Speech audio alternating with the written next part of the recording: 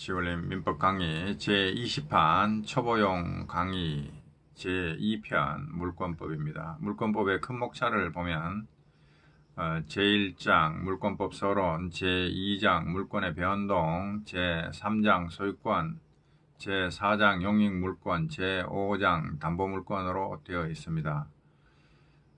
먼저 제1장 물권법 서론의 목차는 제1절 총설, 제2절 물건, 제3절 점유법으로 되어 있는데 제1절 총설의 목차는 1. 서론, 2. 물권 법정주의, 3. 물권의 일반적 효력으로 되어 있습니다. 물권의 일반적 효력이라는 것은 모든 물권에 공통되는 효력을 말합니다. 1. 서론의 목차를 보면 1. 물권의 의, 2. 물권법의 의로 되어 있는데 1. 물권의 의에 괄호 1번에 보면 물권이란 특정의 물건을 직접 지배입니다. 간접 지배가 아니고 직접 지배하여 이익을 누릴 수 있는 권리를 말하는데 동그라미 1번에 보면 여기서 직접 지배란 다른 이의 매개가 없다. 다른 이가 도와줄 필요 없이 다른 사람을 거치지 않고 바로 물건을 지배한다. 이게 직접 지배라는 거고, 그 다음에 동그라미 2번에 보면 물권에는 배타성이 있다고 하는데 한 개의 물건에 관하여 양립할 수 없는 수개의 물건이 동시에 성립할 수 없다. 이런 성질을 배타성이라 하는 거죠. 하나만 살아남고 나머지는 다 배척된다. 뭐 그런 뜻 같은데, 근데 물권 중에도 양립할 수 있는 물권이 있습니다. 동시에 함께 존재할 수 있는 그런 물권도 있습니다. 그거 말고 양립할 수 없는 수개의 물권, 예를 들면 물건 하나에 소유권이 2개 그렇게 존재할 수는 없습니다. 2개가 존재하는 것처럼 보이면 하나는 가짜고 하나만 진정한 소유권이 되는 겁니다.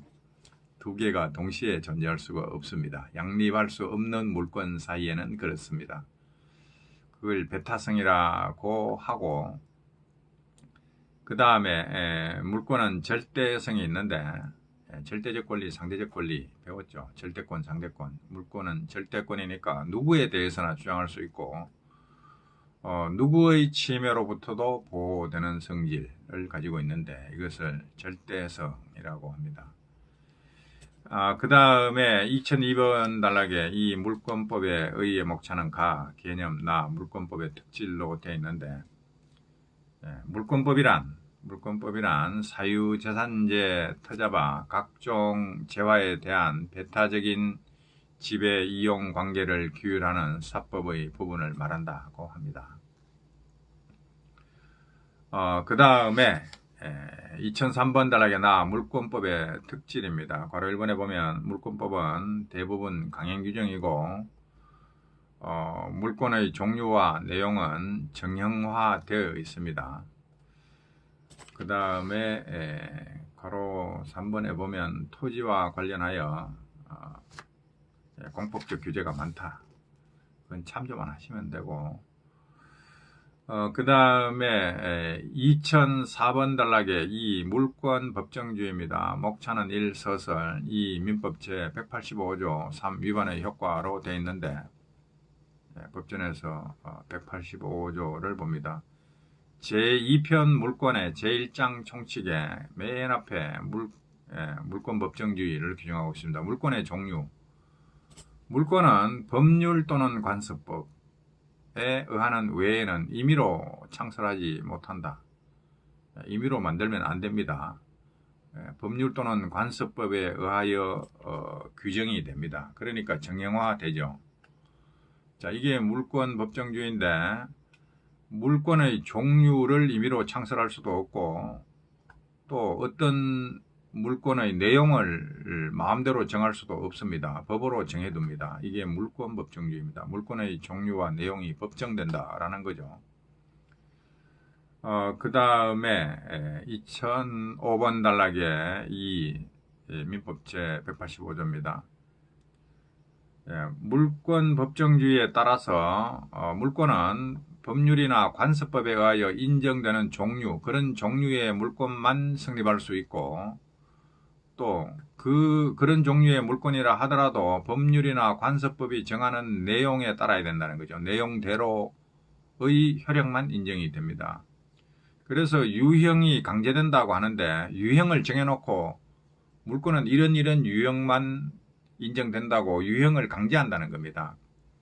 그렇기 때문에 당사자들은 법정된 물건을 정해진 내용에 따라 선택할 수 있을 뿐입니다. 다 유형화가 돼 있고 나는 이거 내 걸로 한다, 이걸 내가 팔겠다, 뭐 하든지 그렇게 선택만 할 수 있을 뿐이지 물건의 종류와 내용은 이미 법으로 다 정해져 있다는 겁니다. 그러니까 유형 강제죠. 유형을 정해놓고 선택만 할 수 있게. 선택 강제는 아닙니다. 선택은 자유인데 유형은 강제된다라는 거죠. 그 다음에 괄호 2번에 보면 185조에서 말하는 법률이란 국회에서 제정된 형식적 의미의 법률을 말합니다. 실질적 의미의 법률을 말하는 건 아니다 이거죠. 우리가 형식적 의미의 민법, 실질적 의미의 민법 배웠죠. 실질적 의미의 민법에 따라 그렇게 하면 안 되고 국회에서 제정된 형식적 의미의 법률만을 의미한다라고 합니다. 자, 그래서 민법에는 8종류의 물건이 규정되어 있습니다. 근데 그 외에도 상법에도 규정된 게 있고 가등기 담보법에도 있고 동산채권 담보법에도 있습니다만은 이런 것들은 각기 그 부분을 공부할 때 보면 됩니다. 자, 그 다음에 괄호 3번으로 가면 제185조는 관습법에 의한 물권의 창설을 허용한다라고 하는데 동그라미 1번에 보면 관습법상의 물권도 공시방법은 갖춰야 되는데 다만 관습법상의 공시방법으로 충분하다고 하고 있습니다. 이 자세한 내용은 뒤에 공부하면 알게 됩니다. 자, 그 다음에 동그라미 2번에 보면 관습법의 지위에 관하여 보충적 효력설과 대등적 효력설이 대립하는 바 민청에서 한번 본 적 있죠. 우리 판례는 보충적 효력설의 입장입니다. 그래서 관습법은 법률을 보충할 뿐이다 그런 얘기죠. 그러니까 민법 기타 법률의 규정이 없는 물권의 종류, 법률에 규정해 놓으면 관습법을 제치고 법률이 우선하는 거고 민법 기타 법률에 규정이 없다 그러면 그때는 관습법을 인정할 여지가 있다는 거죠. 물권의 종류, 민법 기타 법률에 규정이 없는 물권의 종류, 그 다음에 그것의 내용만이 관습법에 의하여 성립할 수 있다라는 거죠. 그 다음에 동그라미 3번에 보면 판례에 의하여 인정되는 관습상의 물권, 관습법상의 물권이라 하기도 하고 관습상의 물권 이렇게도 씁니다. 자, 관습상의 물권으로는 관습상의 법정지상권과 분묘기지권과 그 다음에 관습상의 공시방법으로서 명인방법 등이 있는데 이거 뒤에서 다 공부하기 때문에 여기서 신경 쓸 필요가 별로 없습니다.